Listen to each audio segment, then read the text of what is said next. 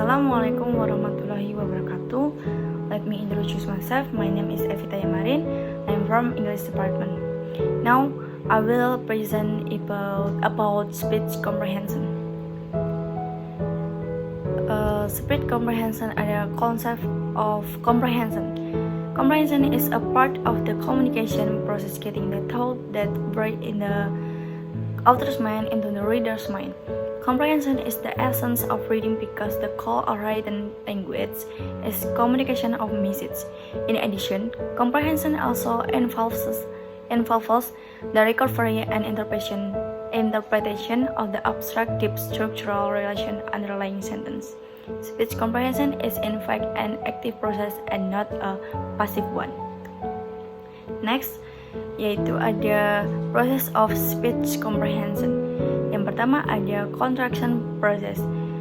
Contraction process ada syntactic approach and semantic approach. Yang kedua ada utilization process. Di utilization process ada speech aid. Selanjutnya ada prepositional content. Yang terakhir ada thematic structure. Yang pertama ada the contraction process.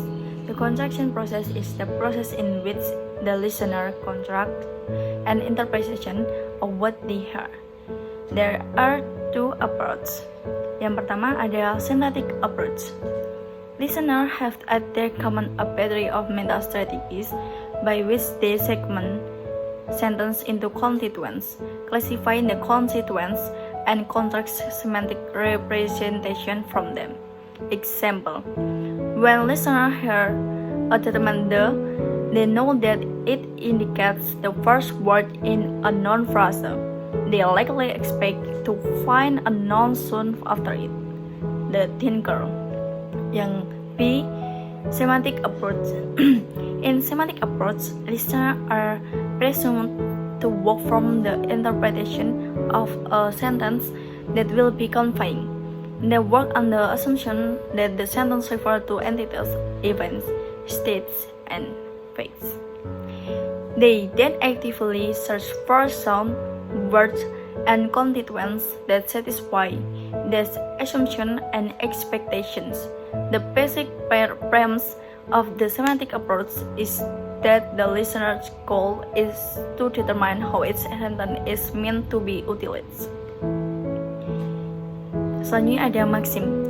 Yang pertama ada maxim, the maxim of quantity, where one tries to be as informative as one possibly can and gives as much information as is needed and no more. Example: look at that, Prof Singgi go to the class. Itu benar. Dan contoh yang kedua ada look at that, Prof Singgi who teach educational profession and who brings sweet gas go to class. Itu salah. Terlalu banyak informasi. Dan yang pertama itu informasi yang to the point. Dan yang kedua ada the maxim of quality, where one tries to be truthful and does not give information that is false or that is not supported by evidence. Example: Indonesia independence on August 80,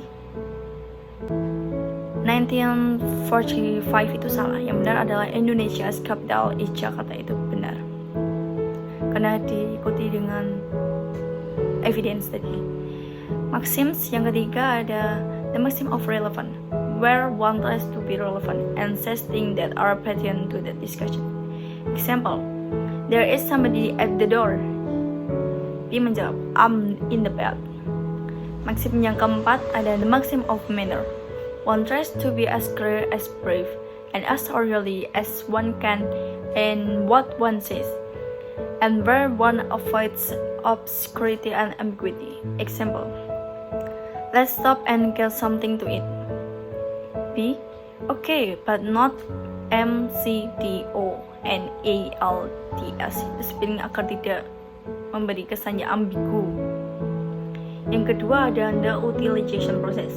Speaker talk for a purpose such to assert a belief, request help, promise action, express congratulation, ask information, and another, etc. They convey their purpose in three separable parts of utterance: is the speech art, the professional content, and the thematic structure. In the utilization process, there are three separable part of utterance, yaitu speech act, dan selanjutnya prepositional content and thematic structure. Yang pertama ada speech act. Speech act is an utterance that serves a function in communication. We perform speech act when offer an apology, greeting, request, and another. Among the many types of speech act as one can perform, there are three components: is assertion, question, and comments. Example. Contoh yang pertama ada I tell you that Yama is out. Yang kedua, who has repaired the TV set. Yang ketiga ada I order you to keep quiet. The above example is the standard way used by speaker to inform, to ask, and to comment.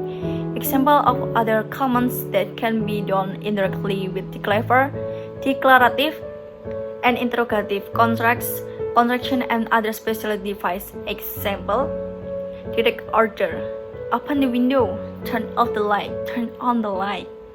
Yang kedua ada indirect command atau tidak. It's very not here, very dark here. Have you forgotten something? Itu seperti apa ini namanya? Yang kedua ada propositional content. Propositional content is a proposition that exists expressed directly in words. The function of the sentence is to determine the ideas or where a speech act is contracted. This idea was presented by propositional content or additional content of a sentence. The content of a propositional sentence is a combination of its expresses. Thus, a sentence, for example, the young troops defeated the army, comprises of two proposition is the troops were young and the troops defeated the army. The combination of them both conveys what the speaker wants to inform to the listener.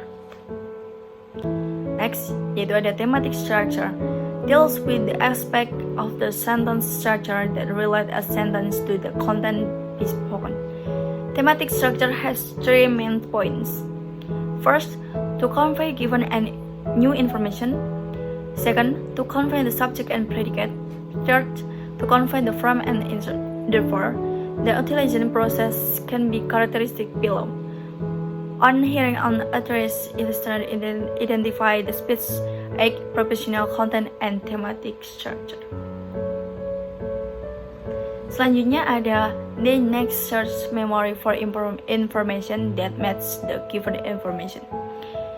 Yang selanjutnya lagi ada finally, depending on the speech act, they deal with the new information.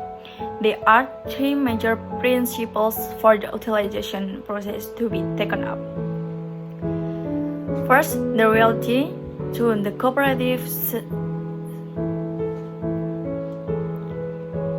memory and comprehension. Memory plays an important part in language use. It is place where sounds and words are stored and is the final storehouse for meaningful for them. Ya, selanjutnya ada sets of memory. Yang pertama ada sensory register or sensory memory as a time course measured in second. Two, short-term memory has a time course measured in minutes. Yang ketiga ada long-term memory has a time course measured in the days, maybe years.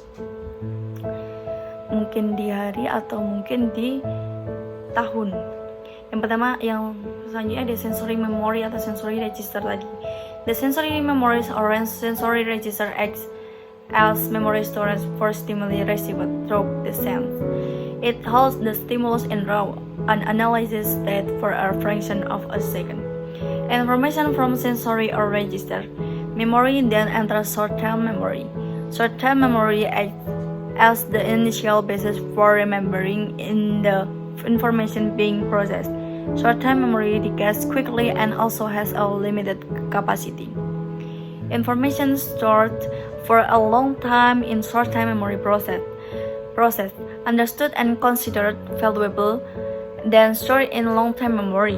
Long-term memory for stored information for a long time. Information from working memory is transferred to it after some seconds. Selanjutnya ada short-term memory.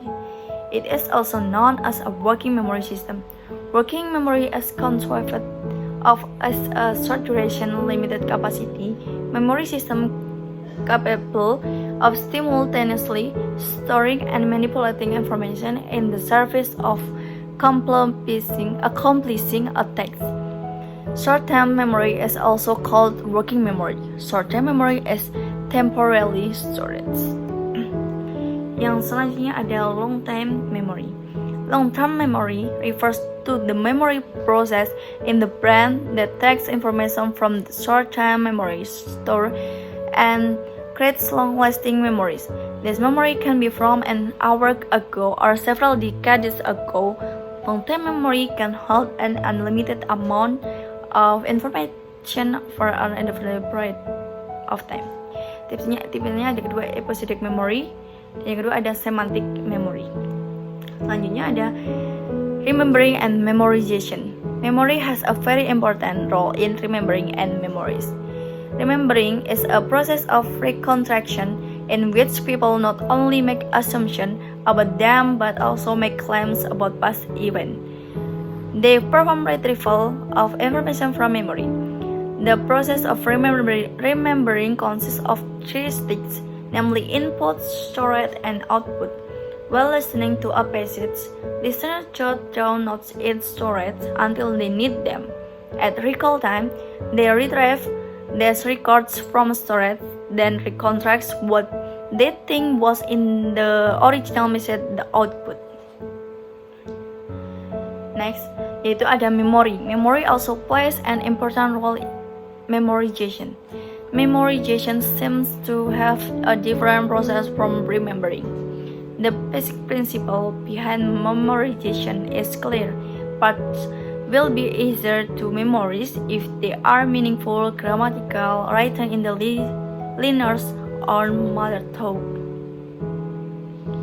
Selanjutnya, ada ambiguity and comprehension. Knowing a word means knowing its sound and meaning, but both aspects are very important because the same sound may mean different things. For example, the words for two and two are all spoken to, but they refer to different things. When different words pronounced the same but have different meaning, berbeda arti, they are called homophones and homonyms. Antara two and two. Ambiguity is a type of certainty of meaning in which several interpretations are possible. Yang pertama ada homophone, are words that sound the same but have differing meanings and spellings. Example, yang pertama ada knight and night. Knight itu kesatria dan night sendiri itu malam. Dan yang kedua, contoh yang kedua ada sun and sun. Sun sendiri ada matahari dan sun itu anak laki-laki. Yang kedua ada homonym, is a word that is said or spelled the same way another word but has a different meaning. Example, like and like. Like yang berarti suka, I like you, and like itu seperti I like is like mommy, like the mommy, the mother, seperti ibu, seperti ibu. Or book and book, yang berarti buku itu, book itu memesan, yang buku kedua itu adalah buku. Mempunyai kata yang sama tapi arti yang berbeda. Yang selanjutnya ada lexical ambiguity. Sentences which are ambiguous on the lexical level of word are also called lexical ambiguity. Lexical ambiguity is illustrated in the sentence, she cannot bear children. This sentence may be understood to mean 1. She is unable to give birth to children, or 2. She cannot tolerate children, since they are noisy. The ambiguity exists because the word bearer may have two different meanings in this meaning. Yang selanjutnya ada surface structure ambiguity. Surface structure ambiguity are sentences which are ambiguous in surface level of syntactic relationship. The double meaning not due to any ambiguous words, but rather to the fact that it has two different surface structure. Example, the girl hit the boy. Yang selanjutnya ada deep structure ambiguity. Deep structure ambiguity are sentences which are ambiguous on the deep structural level of logical relationship. The basic difference between the two interpretations is explicitly revealed in the two deep structure from King and Rothman 1983 case 1999. In conclusion, there exist two different kinds of ambiguity on the structural level: surface structure ambiguity and deep structure ambiguity. Example: flying planes can be dangerous. Next, the garden path theory. The garden path theory is theory of ambiguity states that as listener prose a sentence, they count only one reading for ambiguous contraction.